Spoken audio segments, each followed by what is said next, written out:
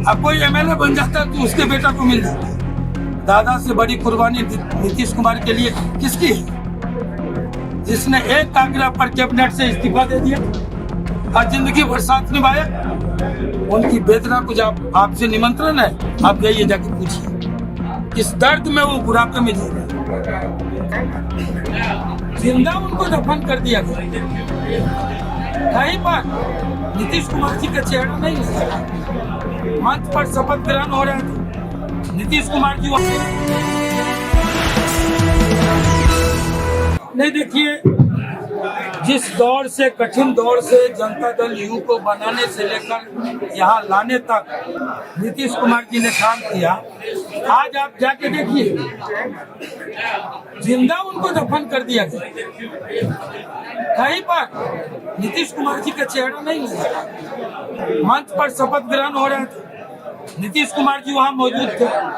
85 MLA के साथ खड़ा एक व्यक्ति था और उनकी तस्वीर नहीं थी। आज जब आप होते हैं तब दो एलायंस पार्टी की के उप मुख्यमंत्री की तस्वीरें होती हैं। आज बिहार में जो बोर्ड लग रहा है उसमें उप मुख्यमंत्री का नाम क्यों नहीं है? विजय चौधरी और विजेंद्र यादव। आखिर 85 लोगों के साथ समर्थन में है, ऐसा क्यों आया? ऐसी परिस्थिति मैं बीजेपी को दोष नहीं दूंगा। बीजेपी चाहेगा, हर पार्टी चाहती है एकाधिकार, लेकिन ये लोग क्या कर रहे हैं? जो लोग मंत्रनाकार हैं, जो लोग सहयोगी हैं, वो आज क्या कर रहे हैं? नीतीश कुमार को घुमाने लाते हैं, भोजन कराने लाते हैं। जिंदा दफन कर दिया गया नीतीश कुमार। मुझे कहने में कोई गुरेज नहीं। क्यों नहीं आवाज उठाते हैं कि नीतीश कुमार पोस्टर से, बैनर से क्यों गायब कर दिया गया? ये इस प्रदेश की पिछड़ी जातियां जो 20 वर्ष से सत्ता में सहभागिता देख रहा था, पिछले 4 को जब होली था किसी ने होली नहीं मनाई। किसने इस षड्यंत्र को अंजाम दिया? कैसे दे दिया?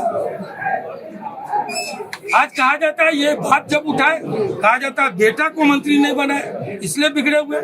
तब कौन बेटा का मामला था?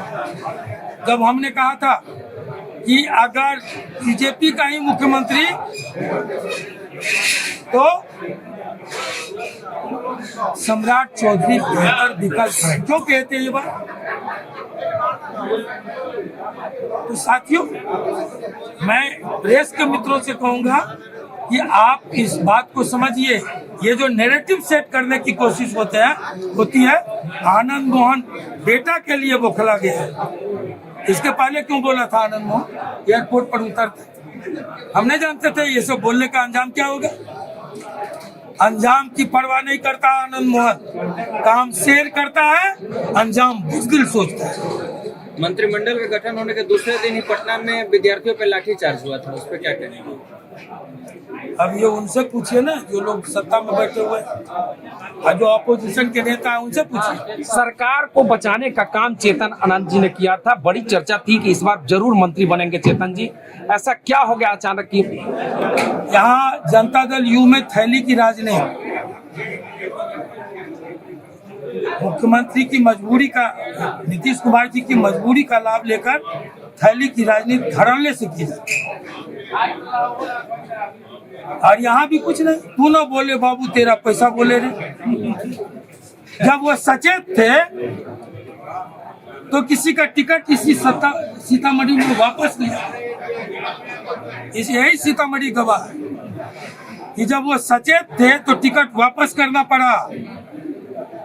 आज कौन लोग हैं जो चेतन आनंद को नवीनगर भेजते हैं और सरफुद्दीन का गला अपने घर में रखकर काट देते हैं? कौन लोग हैं? सरकार बचाए तो सरफुद्दीन, सरकार दूसरी बार बचाया था चेतन आनंद। कहते हैं कि बेटा को नहीं बनाए। बेटा अगर सरकार बचाएगा तो सरकार तुम नहीं चलाओगे, सरकार भी चलाएगा चेतन। और वो समय आने वाला, एरिया रगड़ कर देना पड़ेगा। कौन है वो? नहीं माँ, कौन है वो? आप नहीं जानते हैं क्या? इतनी बात बोल दी है, 80 तक किसकी जोड़ू? इशारा ही काफी है। सही ऐसे तत्वों को जवाब मिलेगा, है ना।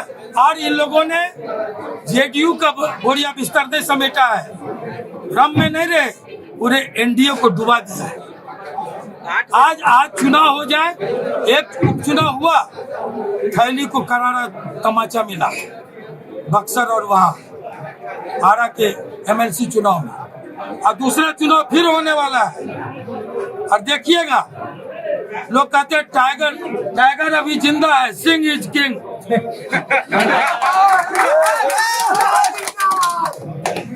देखते रहिए आगे आगे। आपने बड़ा आरोप लगाया है कि पैसे का खेल चल रहा है। बिल्कुल हुआ है, पैसे का खेल होता है, करोड़ों हो रहा है, सर एक सवाल करोड़ों में। ये सरफुद्दीन साहब बोले थे तभी आप क्यों नहीं पकड़े? सर, 8 विधायक यहाँ से एनडीए के जीत के जाने के बाद भी दादा के बेटा को नहीं मिलता है। अब कोई एमएलए बन जाता है तो उसके बेटा को मिल जाता है। दादा से बड़ी कुर्बानी नीतीश कुमार के लिए किसकी है? जिसने एक आग्रह पर कैबिनेट से इस्तीफा दे दिया और जिंदगी भर साथ निभाया। उनकी वेदना को जब आपसे निमंत्रण है, आप जाइए, जाके पूछिए किस दर्द में वो बुढ़ापे में जी रहे हैं। सर, शहीद सुरेंद्र सिंह जी किसानों की लड़ाई लड़ते लड़ते शहीद हो गए रीगा में। उनकी प्रतिमा के स्थापना को लेकर लोग मांग कर रहे हैं, क्या कहेंगे? हमने कहा दिया है कि प्रतिमा स्थापित हो। तो संतोष परमार आए थे, मन से बोल के गए, हमने कहा नीचे से बोल रहे थे, हमने कहा मन से बोलो। और मैं आप सबके सामने कह रहा हूँ कि प्रतिमा। सर, 8 एनडीए के विधायक सीतामढ़ी से जिला से जीत के गए हैं, लेकिन एक भी मंत्री नहीं है सीतामढ़ी जिला में, इस पे क्या कहेंगे? सीतामढ़ी के भाग्य विधाताओं से पूछिए, जी हुजूरी जो न करे वो मंत्री नहीं बनेगा। मतलब नई सरकार में जो जी हुजूरी करेंगे वही मंत्री बनेगा, और जो थैली पहुंचाएंगे वो मंत्री बनेगा।